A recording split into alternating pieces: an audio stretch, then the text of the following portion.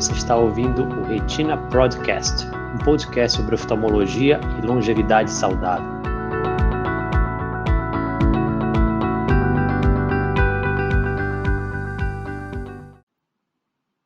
Olá, boa noite a todos. Sejam todos muito bem-vindos a mais uma live da nossa plataforma Life Pro.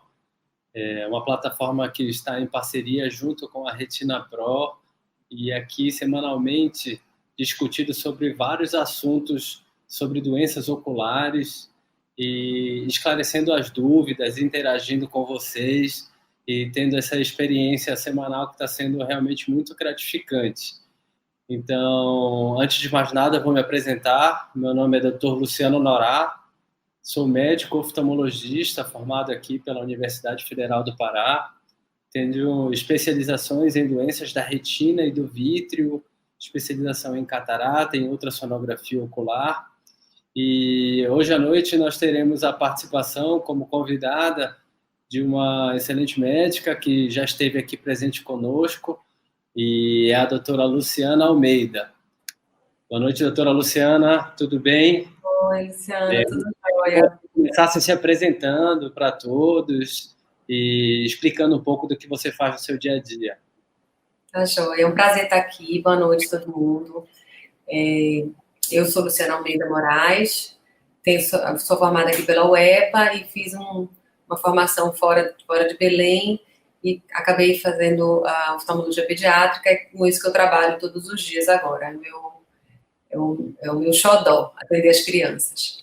E fiz doutorado na UFMG e agora, na verdade, não estou mais morando em Belém, mas atendo em Belém ainda as crianças que eu não quero deixar e não querem me deixar, graças a Deus. Estamos aqui para tentar esclarecer algumas coisas para vocês, tentar fazer com que a oftalmologia pediátrica fique mais acessível, né? Perfeito, doutora. É uma pena que você não está mais aqui o tempo todo em Belém. Os seus pacientes sentem falta, sempre chegam lá com a gente na clínica, referindo, dizendo que você sempre trata deles, tudo. Volte sempre, venha sempre aqui nos visitar, por favor. Não consigo deixar, não vou deixar, não consigo. A cada 3 meses eu estou por aqui fazendo o segmento desses pacientes. Maravilha. Então, vamos falar um pouco hoje sobre o tema, né? O tema vai ser sobre óculos na infância. Vamos falar bastante sobre oftalmopediatria, sobre tudo aquilo que o pai deve saber a respeito do exame oftalmológico nas crianças. Então, doutora Luciana, eu gostaria de perguntar para você, quando deve ser feito o primeiro exame oftalmológico? Existe algum teste que a gente precisa fazer logo ao nascimento? Tem sim, Lúcia. Na verdade, esse teste ele já é lei em alguns estados, ainda não é uma lei federal, mas aqui em Belém, no município de Belém, já é lei desde 2011, se eu não me engano. É o teste do olhinho. O teste do olhinho deve ser feito pelo pediatra ou pelo oftalmologista. Hoje em dia, aqui em Belém, a maioria dos pediatras já fazem em hospitais públicos e hospitais privados, né, o primeiro exame, que deve ser feito deve ser feito no primeiro mês de vida. Então, mas pela orientação do Ministério, esse exame ele deve ser repetido a cada consulta do pediatra. Muito embora isso ainda não está muito difundido, o teste do olhinho não é um teste só, você faz por um mês e não repete nunca mais, você tem que repetir esse exame. Então, o que está acontecendo muitas vezes é que os pediatras encaminham para a gente, para os oftalmologistas darem seguimento, especialmente na rede privada, né? Mas, teoricamente, é para ser feito a cada consulta do pediatra até mais ou menos os 10 anos de idade, porque existem alterações oftalmológicas na criança que podem aparecer durante todo esse processo, né? A criança pode nascer com problema, nascer com uma alteração ocular que já vai talvez ser diagnosticada no teste do olhinho, algumas alterações, especialmente as alterações na parte mais da frente do olho, né?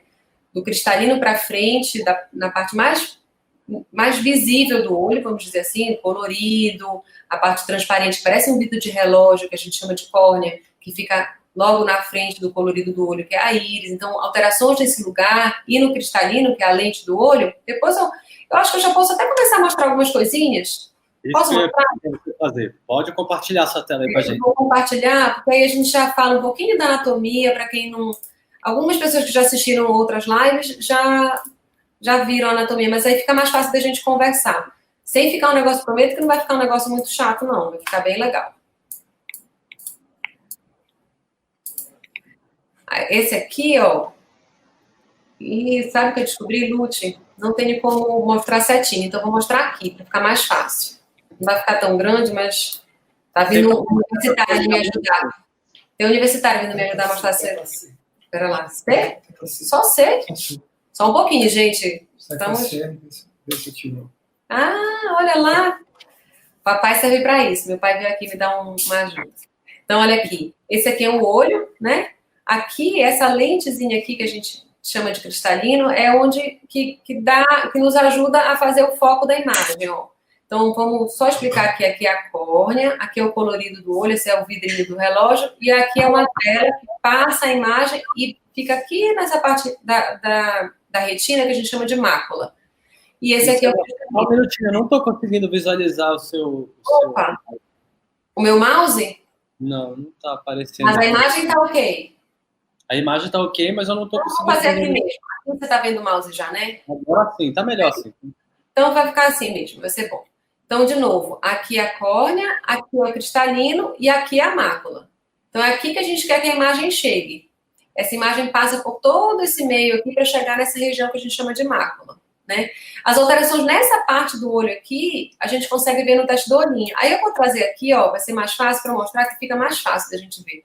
Aqui é um teste do olhinho, já que você tocou no teste do olhinho, esse aqui é um teste do olhinho normal. A criança tem que ter esse reflexo vermelho. Aqui é um teste do olhinho duvidoso, ó. Aqui tá vermelho e aqui tá laranja, tá vendo? Se os dois olhinhos estivessem laranja, a gente poderia até considerar normal, mas essa diferença a gente precisa se encaminhar para o oftalmologista. E aqui é um teste do olhinho alterado, olha, aqui não tem reflexo e aqui tem reflexo, tá? O vermelhinho tá presente. Então, eu tive até uma mãe, uma vez, que veio super preocupada porque o reflexo estava alterado, e, na verdade, o reflexo estava vermelho. Aí ela tirou. Ela fez um negócio no iPhone que tem tirar o reflexo vermelho. Aí ficou branco. Aí ela chegou, mas aí quando eu tirei, ficou branco.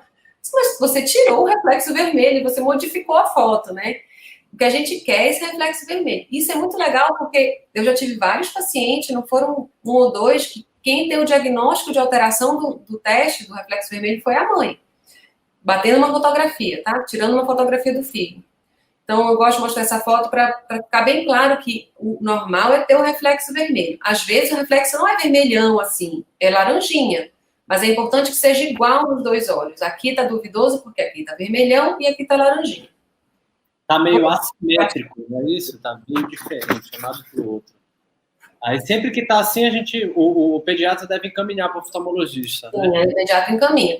Então, voltando à tua pergunta, o primeiro exame seria esse. O primeiro contato com a oftalmologia da criança é o teste do olhinho. Mas é preciso que se faça um exame oftalmológico mais completo, especialmente algumas crianças, né?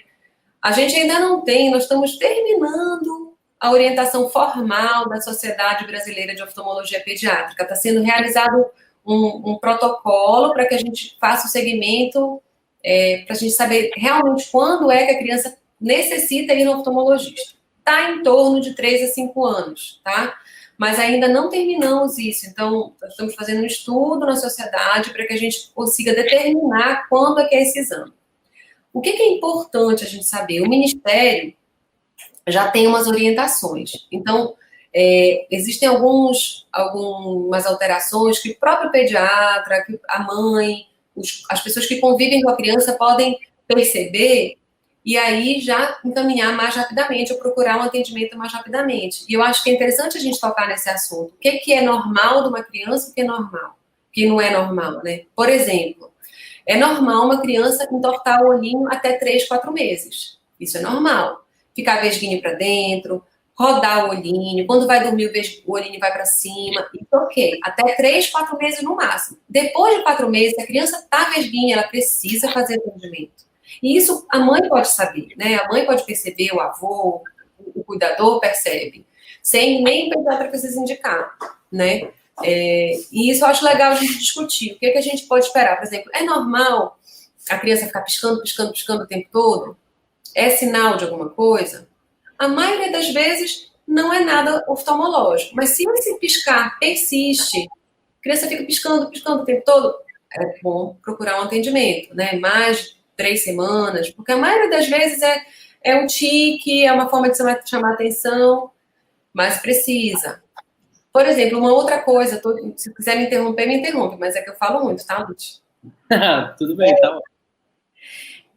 Se a criança, por exemplo, fica se aproximando muito da TV, isso é uma queixa muito frequente. Isso é muito comum as crianças fazerem, do ponto de vista até comportamental. As crianças gostam de se aproximar da TV. Ou trazer o celular muito para perto. Ou trazer o celular para perto. Isso é muito comum na criança, tá? Porque aumenta a imagem, fica mais divertido, tá lá na frente e tudo. Mas, às vezes, é sinal de que a criança não está enxergando, né? Então... ver se a criança tem esse hábito, está apresentando esse tique, esse piscar frequente, o que ele deve fazer? Ele deve ir ao pediatra, ir direto ao oftalmologista? Qual é a sua recomendação?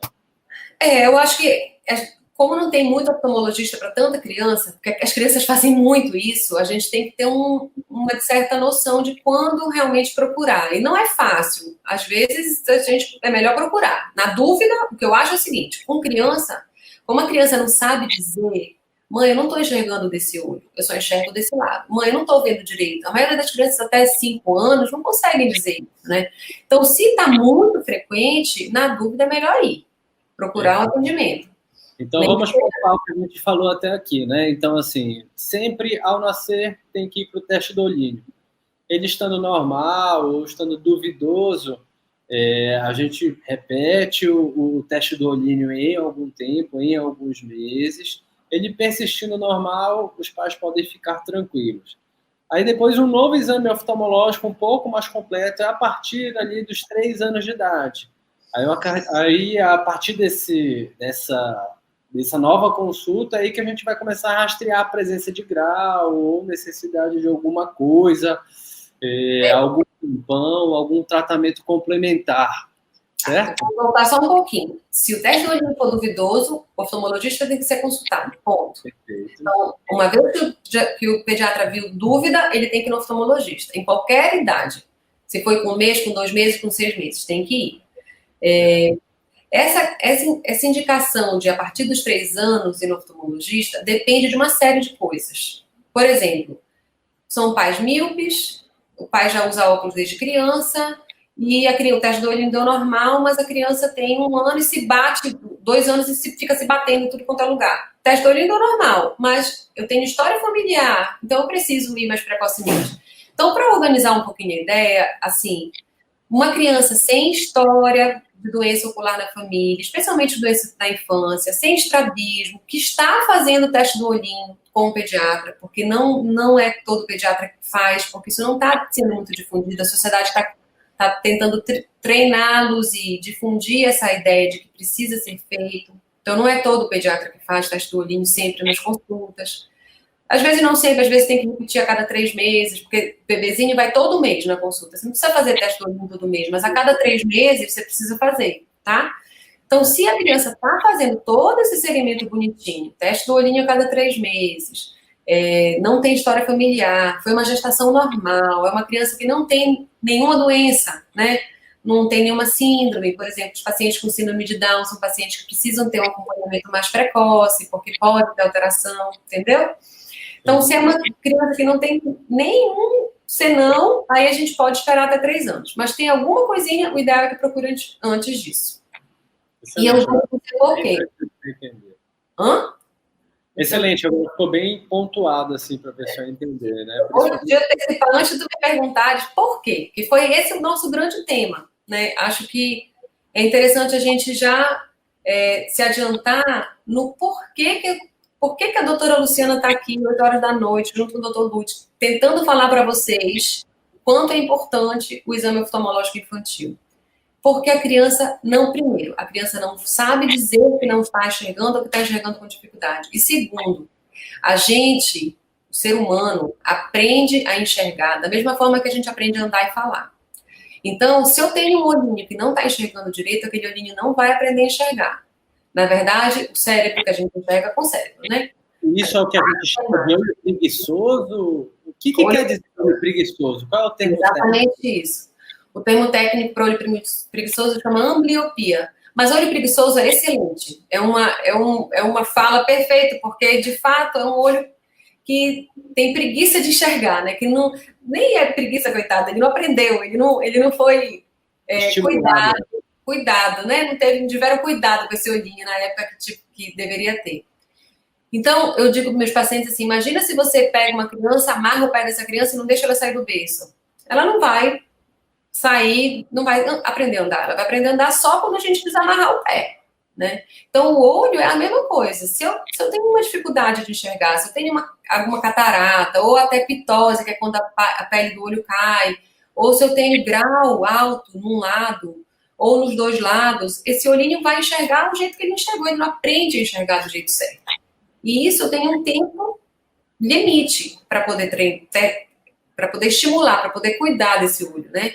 Que é em torno de até 10, era 7, mas até 10 anos, dependendo do que for, a gente consegue melhorar essa visão. Então é muito importante, gente. É muito importante que a gente perceba a alteração, que a gente... Na verdade, eu digo para meus pacientes que a gente vai em busca da alteração. A gente não tem que esperar a criança dizer eu não estou chegando, porque ela não vai dizer. Entendeu? O paciente chega com a gente e a gente faz o diagnóstico de ambliopia. Como tratar essa ambliopia? O que é que nós devemos fazer para o paciente? Aí vai depender da causa dessa ambliopia, né? Nós temos várias causas de ambliopia. Eu vou mostrar um negocinho aqui que eu acho legal, que os pacientes costumam perguntar muito, que é como é que o meu filho enxerga, para que fique bem claro essa fala que eu falei de... Estão vendo aí, né? Deixa eu só procurar ele. Ah, tá aqui. Então, olha, aqui é a forma como o bebê enxerga. Ao nascimento, essa imagem aqui, tá? Ao nascimento, o bebê enxerga isso talvez um pouquinho melhor. Tem alguns bebês que já vêm enxergando essa parte aqui. Com 1 mês a visão melhora, com 2 meses a visão melhora mais ainda, com 3 meses a visão dá um salto, ó. Então, aqui é assim que nasceu e aqui é com 3 meses. E ela vai lentamente melhorando com 6 meses aqui até chegar na idade adulta. Só chega nessa visão, Lute, quando está mais ou menos com uns 3 anos. Então, a criança passa por um processo de amadurecimento do olho, amadurecimento do cérebro, para que a visão melhore. Se eu não tenho um olho, a nossa parte que capta a imagem, que recebe a imagem adequada, o paciente não consegue chegar nessa visão aqui, entendeu? Ele fica enxergando aqui, turvo, o resto da vida, se eu não conseguir tratar ele na infância. Ficou claro? Ficou bem claro pra gente. Mas o estrabismo, assim, ele também pode causar uma ambliopia? Pode, olha o estrabismo aqui. Isso aqui são várias formas de estrabismo, né? O olho para dentro, o olho para fora, o olho tá para cima e aqui o olho tá para baixo. Qualquer um desses estrabismos podem causar ambliopia. Então, aqui é uma criança com estrabismo, ó, que pode ser congênito, a criança pode nascer com estrabismo, né? E pode ser adquirido. Ela pode nascer normal e com 3 anos, por exemplo, desenvolver o estrabismo. E aí precisa tratar o estrabismo, tratar a ambliopia, às vezes cirurgicamente, às vezes a gente precisa operar, às vezes só com óculos resolve. Então, isso que eu ia te perguntar, é verdade que tem estrabismo que só a prescrição de um bom óculos já pode resolver o problema, pode garantir um alinhamento ocular? Tem sim, a gente chama isso de estrabismo acomodativo. O estrabismo acomodativo se resolve com a prescrição de óculos. Às vezes ele não é total, às vezes ele é parcial, né? Às vezes a gente coloca o óculos, melhora um pouquinho, mas ainda fica um pouquinho estrábico. Aí a gente precisa operar esse restante de estrabismo. Mas existe sim. Aí eu acho, Lute, que a gente podia falar um pouquinho do tema específico, que seria com relação ao óculos. Então, quando prescrever, né? Porque só voltar um pouquinho para a gente pegar esse gancho da ambliopia. Então, a ambliopia ou olho preguiçoso, ela pode ser causada por várias coisas. Pode ser causada pelo estrabismo, que a gente acabou de falar. Pode ser causada por uma privação, quer dizer, uma coisa que tampe a imagem, que é catarata, que quando fica aquele cristalino, aquela lente que eu mostrei no início, fica opaca, ou queda do olho, ou trauma. Às vezes a criança traumatiza o olho, resolve um pouquinho, fica bem, mas fica com uma cicatriz. Várias coisas que tampem a imagem podem causar ambliopia. E a outra forma de ambliopia, que é talvez a mais comum, é a ambliopia causada pela refração, pela falta de grau. pela falta de óculos. Então, pensa, gente. Só para vocês terem uma ideia, 4% da população americana é amblíope. Então, é muita gente amblíope porque não... Ou seja, muita gente tem olho preguiçoso porque não tratou, não usou óculos ou não corrigiu o seu estrabismo na infância. Então, a gente precisa buscar. É fácil o estrabismo porque é visível. Aí a mãe leva. A parte que, por exemplo, fica branquinho quando o teste do olho está alterado, quando tem catarata, quando tem a pele caída, a pálpebra caída, é fácil de ver, a mãe leva. Só que o grau é difícil. Às vezes a mãe não, assim, é difícil perceber em casa que a criança tem grau. Por isso que às vezes a gente precisa ter essas dicas assim, né, para poder estar aproximando muito da TV. A gente puxa, a criança volta, a gente puxa, a criança volta. Aquela criança que insiste, aquela criança que aperta o olhinho para enxergar. Uma criança que está coçando muito o olho quando se aproxima da TV. Crianças que mostrem alguma alteração, a gente leva. Porém, fica com essa dica de 3 anos a gente levar, mesmo que não tenha queixa. Porque tem criança que só enxerga de um lado e do outro lado não está enxergando e não tem manifestação nenhuma, né? Existe algum grau assim mais frequente na criança? Uma criança pode ter miopia, hipermetropia, astigmatismo. Existe algum desses graus que seja mais frequente assim na criança? Depende do lugar. Ainda tá essa complicação agora. Porque, por exemplo, se for oriental e nascer lá em Singapura, vai ser miopia. Mas aqui no Brasil ainda é hipermetropia. Mas que te acha isso, né? O que é miopia, hipermetropia? Isso eu trouxe um negocinho pra gente ver. Para mostrar para vocês. Então, só voltando, o grau, quando a criança tem grau, muitas vezes a gente não consegue perceber em casa. Precisa fazer o exame oftalmológico mesmo sem queixa, tá? E aí eu vou mostrar para vocês algumas coisinhas sobre o que é esse grau de olho, para a gente poder falar mais fácil. Então, aqui, olha. Aqui está um olho com visão normal. A vela chegando lá na mácula, tá? A imagem da vela passa por todos os meios do olho e chega lá na mácula. Isso aqui é visão normal. O paciente pode ter hipermetropia. O que é isso? É quando a imagem, ao invés de chegar na mácula, vai para lá atrás do olho. Por quê? Isso acontece quando o olho é muito pequeno, muito curto, ou quando essa parte do olho, que é a córnea, é muito plana. Mas, em geral, a maioria das vezes é quando a gente tem um olho pequeno, menor, um pouquinho menor do que normal. Isso, já respondendo a tua pergunta, a hipermetropia, ainda no Brasil, é mais frequente a gente ver crianças hipermétropes. Hipermetropias baixas não tem tanta necessidade de correção na criança, tá, Lúcia? Isso é importante, porque às vezes a gente fala, seu filho tem um grauzinho, tem 1 grau de hipermetropia, ou 2 graus de hipermetropia, a mãe se assusta logo, não precisa assustar. Em criança, a hipermetropia baixa é normal. A criança dá conta de resolver. A gente tem um músculo no olho que faz igual o foco da câmera de fotografia, aperta um pouquinho e a imagem volta a ficar aqui, sem necessidade de correção de lente. Isso aqui é uma lente de óculos, ó. Quando a gente coloca a lente, a imagem volta. Mas a criança, com esse músculo que tem aqui, dá conta do recado, tá? Então, hipermetropia em criança, a gente só passa se for grau alto ou se a criança entortar o olho, que é aquilo que você perguntou, tá? Então, é muito importante a gente pontuar, né? Nem todo grau deve ser prescrito para a criança, né? Existem graus que a gente pode acompanhar, o paciente pode... pelo desenvolvimento ocular, diminuir o seu poder, sua amplitude de grau, e com o tempo ela nem precisar realmente usar óculos, né? Mas me diz uma coisa, não é ter que usar óculos, a paciente quando tem o óculos, não precisa usar óculos para o grau não se desenvolver, não aumentar, ou isso é lenda? É lenda. Esse fato de usar óculos e o grau e diminuir a progressão, por exemplo, agora, poxa, doutora, aumentou o grau, mas ele usou óculos o dia todo dia, todo esse tempo, aumenta. O óculos é para dar qualidade de visão e permitir que a visão se desenvolva. Lembra que a gente falou que a gente precisa enxergar bem para aprender a enxergar bem? Então, o óculos tem esse intuito, fazer o seu filho enxergar corretamente, para que ele desenvolva a visão corretamente. Mas, se o grau tiver que aumentar, ele vai aumentar, independente do uso ou não do óculos. Isso é lenda. E aí a gente tem algumas coisas que atualmente pode fazer para diminuir a progressão, para diminuir ou estabilizar, né? E aí a gente vai falar um pouco disso mais quando a gente for falar de miopia. De hipermetropia, eu acho que ficou claro, né? Vou passar para miopia, pode ser? Ótimo. É uma outra forma, é outro grau, é outro tipo de doença de alteração que causa baixa visão, tá? A miopia está cada vez mais frequente nos dias de hoje, e por quê? Cada vez mais frequente. A gente vai já falar disso. Eu vou explicar o que é miopia e em seguida eu mostro uma fotinha que vai dizer claramente o que é isso que está acontecendo no mundo. Então, de novo, aqui é a visão normal. A gente quer que a imagem chegue bem aqui na mácula, aquela velazinha que está aqui, leva tudo para lá. Na miopia, a imagem, ao invés de vir aqui atrás como a hipermetropia, fica no meio do olho. Ou seja, esse olho aqui é um olho grandão. Olho maior do que o normal. Maior do que esse olho da conta. A imagem vem para cá.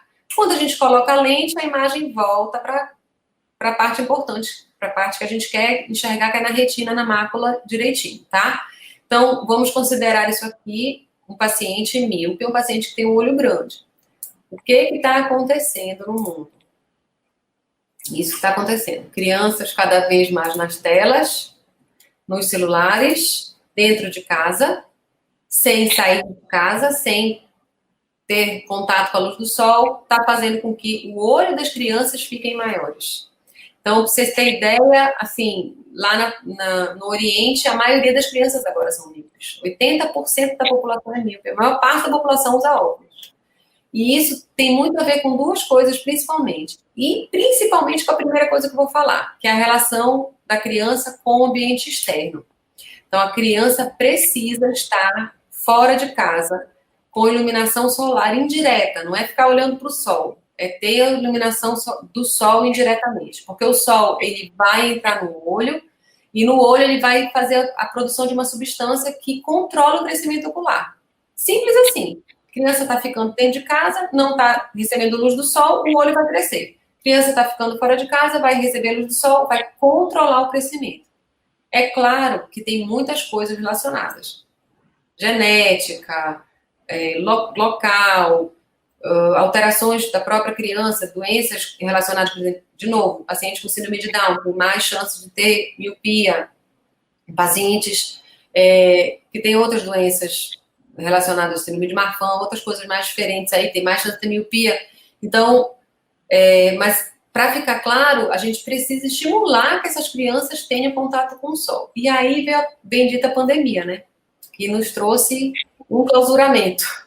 Aulas online, enfim, tudo que ela trouxe. Esse está sendo o nosso drama. O nosso drama. Hoje chegou uma paciente no consultório, doutora, a paciente tem 9 graus de miopia. Ela falou, doutora, e não aumentou o grau dele, graças a Deus. Aí, doutora, eu estava esperando um 12. Estava esperando a senhora me dizer que aumentou para 12. Mas, graças a Deus, não aumentou. Ela já com todas as orientações, fazendo tudo que a gente tinha orientado, reduzindo o máximo de número de horas, né, de tela. E aí, deixando a criança brincar na janela, né, porque aí tem uma iluminação indireta, ou na varanda, ou no quintal. Ela permitiu que isso acontecesse, graças a Deus, esse paciente especificamente não progrediu. Mas essa é a nossa miopia. E aí nós temos outra coisa. Então, a miopia, eu não falei da hipermetropia lá na frente. A hipermetropia, ela prejudica um pouquinho mais a visão de perto. Quando ela é alta, ela prejudica a visão de perto e longe. E quando ela é baixa para a criança, não faz diferença nenhuma. A miopia prejudica a visão de longe. Então, se eu tenho uma criança que aperta o olhinho, que chega muito perto da TV, provavelmente é uma criança que está com dificuldade de visão de longe. Então, provavelmente ela pode ter miopia, tá? Em geral. Outra coisa interessante, Lucas, Lute, é que às vezes a criança faz posição de cabeça, sabe? Eu tenho criança assim que só assiste televisão assim, ou só assiste televisão assim. Várias coisas podem causar isso, inclusive estrabismo, olho vesgo, desvio ocular, mas grau também pode, sabe? Então tem crianças com esse tipo de grau aqui, que é o terceiro que a gente vai falar e último, que chama astigmatismo. Vou ampliar porque essa imagem está muito ruim. O astigmatismo, vocês estão vendo aí, visão normal, e o outro astigmatismo. O astigmatismo é quando a imagem ela fica torta. Uma parte chega na retina e a outra parte não chega. Uma parte chega na mácula, a outra parte não chega. Então, a letra entorta. Vamos pensar assim, a imagem entorta. E crianças com astigmatismo fazem isso. Astigmatismos altos fazem essa posição de cabeça. Certo. E essa miopia hoje em dia, com esse boom da miopia que está acontecendo no mundo, né, esse aumento súbito, existem até estimativas que dizem que em 2050 metade das pessoas do mundo serão míopes. Enfim, quais são as formas que a gente pode prevenir isso aí? Além de expor a criança ao sol, além de fazer a criança sair de casa, tem alguma coisa mais que a gente possa fazer? E outra pergunta, o que causa esse avanço também? É só o celular? É a luz do celular? É a intensidade da luz? Ou é o excesso da utilização da visão de perto? Ui! Doutor Lúcio está me apertando, viu, gente? Está fazendo bem o papel de vocês aí. Não por parte. Sua primeira pergunta, já esqueci. O que pode fazer para prevenir miopia, né? Exato. Além de se expor ao sol, além de sair de casa.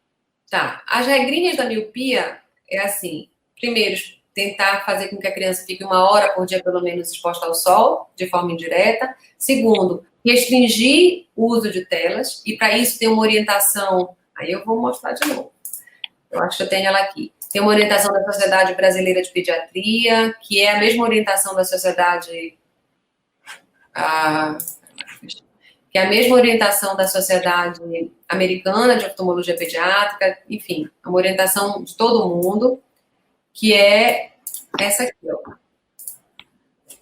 Então, a exposição de tela, eu vou colocar aqui, não vou ler nada disso não, mas é só para vocês saberem que existe uma orientação formal de crianças com 2 a 5 anos, 1 hora por dia, 6 a 10 anos, 2 horas por dia, e adolescentes, 2 a 3 horas por dia. Entenda-se que tela é celular, televisão, computador, qualquer coisa. Hoje em dia não tem jeito de fazer isso por causa da pandemia. Então, o que eu coloco para meus pacientes é, nesse período de pandemia, pelo menos que a gente use essa orientação para uso de telas recreativo. Vou falar de novo. Se a criança fica 1 hora em aula online, eu só vou deixar mais 1 hora de joguinho, videozinho e tudo mais, tá? Então, se a criança fica... a criança tem 9 anos, por exemplo, eu só posso permitir 2 horas de vídeo. Eu desconsidero essa coisa da aula porque a gente não tem controle disso. Então, é para ficar mais ou menos assim, mais claro. A outra coisa que a gente faz, além de... Pronto. A outra coisa que a gente pode orientar é assim, quanto maior a tela e maior a distância da tela, melhor. Então, tudo que eu posso ver na TV é para botar na TV. Porque as crianças ficam vendo série no celular, entendeu? Vendo YouTube no celular. Então, quem tem e quem pode, por exemplo, quem tem uma televisão Smart TV, quem tem como espelhar para a TV, coloque na TV, porque é mais adequado você ficar mais ou menos 2 metros da TV e assistir na TV. É melhor para o olho isso, tá? E existe uma regrinha que não é para miopia especificamente, mas eu acho legal falar, eu já falei na live passada, mas não sei se são as mesmas pessoas, acho importante a gente lembrar, que é uma regrinha para descansar os olhos. Então, se eu estou olhando muito na tela, mais de 20 minutos, eu paro durante 20 segundos para olhar para a distância. Entre 20 e 30 minutos, eu estou usando durante 20 e 30 minutos, eu paro um pouquinho, olho para longe, mais ou menos 6 metros, e conto 20 segundos, porque isso dá uma relaxada na musculatura ocular e ajuda um pouquinho a prevenir algumas outras coisas, que a gente já falou na live anterior, né? Mas, assim, eu acho que a gente precisa muito focar bem, deixar bem claro o quanto é importante a gente prescrever, usar os óculos na infância para que esse olhinho seja estimulado, né? E essas dicas de como perceber o que a criança está precisando ir no oftalmologista para fazer uma avaliação mais adequada. Perfeito, Luciana. Precisa ficar bem claro para todos que esses recursos novos que a gente tem, eles não devem ser proibidos para ninguém, né? Ninguém está falando em privação total, ninguém está falando em afastar completamente o mundo novo. Essa nova tecnologia veio para ajudar, veio para ensinar. Então, assim, tudo que a gente está falando é em prol do equilíbrio, né? Porque Sim. tudo em excesso faz mal. Ninguém está falando para uma pessoa ficar exposta ao sol, torrando no sol ali. Não, mas a gente sabe que as crianças têm que fazer suas atividades ao ar livre, se expor um pouquinho ao sol, estimular a vitamina D, isso controla um monte de coisa. mas a gente também não pode fazer ela ficar no sol o tempo todo. Pode usar o celular, desde que seja de uma forma assim regrada, supervisionada pelos pais, e que a gente consiga acompanhar o desenvolvimento da criança de uma forma bem adequada em todos os sentidos, desde os olhos até todo o sistema, todo o organismo da pessoa. Eu acho legal, Lúcia, a gente falar, porque os pais que as crianças, de pais de crianças que usam óculos, eles ficam muito apreensivos com relação a essa coisa do óculos. E eu tenho uma flexibilidade que a gente tem que entender muito o mundo da criança, né? Então, especialmente quando está recebendo o primeiro óculos, você não tem que ficar, tem que usar, tira esse óculos da gaveta, menino, infernizando a vida do menino. A maioria das vezes, a criança gosta muito de usar óculos, porque a maioria das vezes a gente prescreve um óculos que melhora a visão da criança. Mas quando é de um olho só, a criança não tem um estímulo, porque ela enxerga perfeitamente de um lado, né? Então a gente tem que ter paciência, para que o óculos não fique um peso na vida da criança. Então usa 1 hora por dia, 2 horas por dia, durante umas 2 semanas, para ter adaptação do óculos. Eu acho importante os pais saberem que a gente precisa também aproximar o óculos da criança de uma forma lentamente, se a criança não aceitar de cara. Porque criança que não enxerga, míope, por exemplo, criança é míope, bebês, 1 ano. Quando prescrevi ontem, uma criança com 12 graus de miopia, criança com 1 ano, ela vai pegar esse óculos e não vai largar nunca mais. A irmã dela fez a mesma coisa, a irmã tem 6 e o menino tem quase 2. A irmã pegou o óculos e não largou nunca mais, porque enxergou o mundo, né? Mas quando é só de um olho, a gente tem que ter um pouquinho de paciência para isso, né? Perfeito.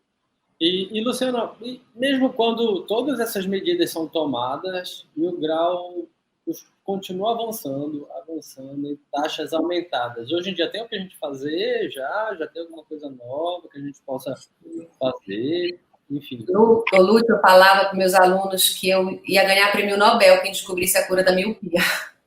E eu achava que eu não ia estar viva para ver isso. Mas atualmente a gente tem um colírio, que era um colírio já conhecido há muito tempo, que a gente usa numa diluição, enfraquece ele, usa ele mais fraquinho. Infelizmente ainda não tem isso para vender na farmácia, usa em farmácia, a gente pede farmácia de manipulação, que chama atropina. A atropina, ela precisa ser indicada, tem uns critérios para indicação de atropina, critério de progressão, se a criança está progredindo ou não, que tipo de miopia é essa, não é qualquer míope que pode sair usando atropina, e não é a atropina que vende na farmácia, que fique claro.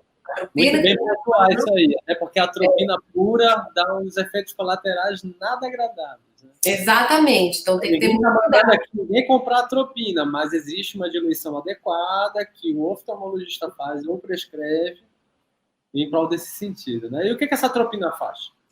Então, a atropina, ela faz mais ou menos o que a luz do sol faz, ela ajuda no controle do crescimento ocular. Então, o paciente usa e em torno de 50% a 60% dos pacientes a gente consegue controlar a progressão da miopia. Não é que vai diminuir, é que começa a progredir de forma mais normal, com míope que não progride rápido, entendeu? Então, também não é que não para de progredir, é que a progressão ela se torna mais lenta, ou seja, o crescimento do olho fica mais controlado com o uso dessa atropina. Eu tô vendo que tem uma pessoa perguntando aqui, posso me meter no chat aqui? Eu acho que já foi a segunda vez que ela perguntou sobre ela diz que precisa enxergar na TV para poder melhorar, tem a cromatopsia, para poder enxergar melhor, ela se aproxima da TV. Não tem problema se aproximar da TV. A TV não emite nenhuma radiação para o olho, ou que causa alguma alteração da luz. Você até perguntou da luz anteriormente, eu vou voltar a tocar nesse assunto. Mas pode se aproximar da TV, Simone, não tem problema, tá? Porque o que acontece, quando você se aproxima, a imagem fica maior e te dá mais qualidade de visão. Isso até para criança. Hoje eu falei isso para uma mãe, muito ansiosa, que a criança se aproximava, mas a criança tinha uma baixa de visão. Mesmo com o grau dela, ela não enxergava direito, assim. Não enxergava o que a gente enxerga, 100% de visão, vamos falar assim. Então, ela se aproxima para aumentar a imagem. E pode fazer isso, tá? Não tem problema. Claro, não é que todo mundo deva se aproximar e a gente ficar tranquilo com isso, né? A gente deve orientar a criança, olha, tenta deixar mais distante, coloca na televisão. Mas quem tem uma baixa de visão, que a gente não consegue melhorar de alguma outra forma, não tem problema a pessoa chegar mais próxima, porque é um recurso que ela consegue utilizar para conseguir ter uma melhor qualidade de visão, correto? Exatamente, exatamente. Para adultos e crianças. Tem criança que se aproxima muito do celular ou do caderno.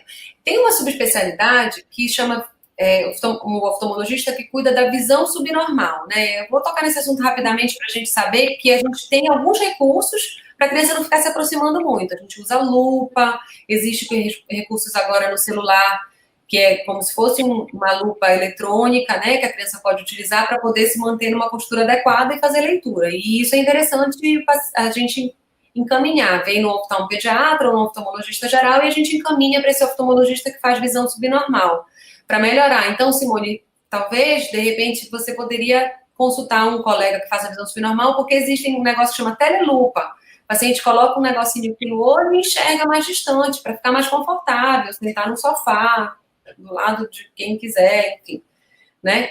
Eu acho que é uma dica legal para você. Eu não cheguei a falar sobre as armações, porque os pais ficam muito preocupados também com relação a esse uso de óculos. Tem armação, gente, flexível, que eu faço assim, olha. Outro dia, para você ter ideia, eu achei essa armação minha no saco de brinquedos dos meus sobrinhos, lá em casa. Alguém pegou do consultório e é tão parecido o brinquedo, que ela é tão flexível. Eu disse, isso aqui é para mostrar para meus pacientes. Tem armação flexível, tá? Que para bebês, já tem aqui em Belém, não sei se o nosso público é só Belém, mas as óticas têm. Não é só uma marca, tem umas 2 ou 3 marcas que tem essa armação bem flexível. Aí tem outras coisas que a gente precisa ter. Tem um seguradorzinho, machazinha que segura atrás da orelha, tem a liguinha para criança, né? Tem algumas armações que são melhores para crianças, especialmente crianças menores. E isso o oftalmopediatra pode orientar vocês no momento da consulta. E, Luciana, os pais sempre ficam com medo, mas, doutor, tem um grau forte, a criança vai brincar, ela vai correr com óculos, porque, enfim, ela precisa utilizar. Tem alguma lente um pouco mais resistente que a gente deve indicar para os pais comprarem? O que você me diz a respeito disso? Sim, as lentes, especialmente em graus mais altos, a gente tem que usar uma lente que é como se fosse um plásticozinho que a gente chama de policarbonato. São lentes que por conta do material, são materiais que não quebram, não é vidro, né, e não é acrílico que pode fazer algum dano. E além disso, eles são feitos de um material que deixa a lente um pouquinho mais fina. Isso, só que elas são mais caras, né? Então, isso estaria indicado especialmente para graus mais altos, que a lente vai ser muito grossa. Graus mais baixos, a gente pode usar uma lente de resina mais comum. Mas graus altos, o ideal é que seja desse nomezinho aí estranho que chama policarbonato. Perfeito. E tem mais... Enfim, toda a conversa que é muito boa, anda muito rápido. Nós já estamos nos caminhando assim para o fim da live, né, de hoje. E eu queria saber se você queria deixar alguma mensagem para a gente, para os pais. Ai, gente, eu adoro falar desse tema, é um tema que realmente eu não canso de falar. Eu acho que a grande dica é essa, olhar para o seu filho com cuidado, que eu sei que os pais estão olhando, graças a Deus, e tentar perceber alguma manifestação. Se perceber alguma alteração, levar no oftalmologista. Vamos ficar com essa ideia de, pelo menos com 3 anos, fazer uma consulta, especialmente, e se tiver uma história na família, eu acho que é importante lembrar disso, história na família de uso de óculos, ou estrabismo, ou olho preguiçoso. Tem gente, olha, eu atendi paciente há uns 2 meses atrás, a mãe tinha olho preguiçoso e ela só levou a criança comigo já com 5 anos. A menina já tinha uma ambliopia instalada, né? Já tinha um olho preguiçoso instalado. Então, qualquer alteração, eu acho que o importante é isso. Se a criança tem qualquer alteração sistêmica, qualquer doença, né? Se a gravidez não foi muito boa, se teve alguma infecção durante a gravidez, qualquer alteração, eu acho que o oftalmologista deve ser lembrado. Porque a gente acaba levando no pediatra, no neuro, em alguns, né? E a subespecialidade da oftalmologia, a especialidade da oftalmologia acaba não sendo lembrada. O olhinho está ali para a gente cuidar. E muitas vezes a criança só enxerga de um lado. Isso é muito importante. Aí ela não tem queixa. Então ela precisa ser examinada. Excelente, Luciana. Nós agradecemos muito a sua participação aqui, volte sempre. É sempre muito bom dividir com você, aprender com você, porque você é uma pessoa muito bem informada, entende muito do assunto. Eu aprendi muito hoje com você. E dizer para os pais que eles podem continuar mandando as suas perguntas. Nós temos uma comunidade no Facebook, que inclusive você pode acessar o link aqui embaixo do YouTube e participar lá e mandar mais perguntas, que a doutora Luciana vai responder, nós ajudaremos a responder. E a Retina Pro fica muito feliz com a sua participação, Luciana. Obrigada, Lúcia. Eu que agradeço. Eu gosto demais de estar aqui. E vou estar aqui de vez em quando. A gente vai trazer alguns temas para poder discutir com vocês mais profundamente depois. Então tá bom. Tchau, tchau, Luciana. Muito obrigado. Boa noite, Lúcia. Obrigada. Então, pessoal, vou dar andamento aqui.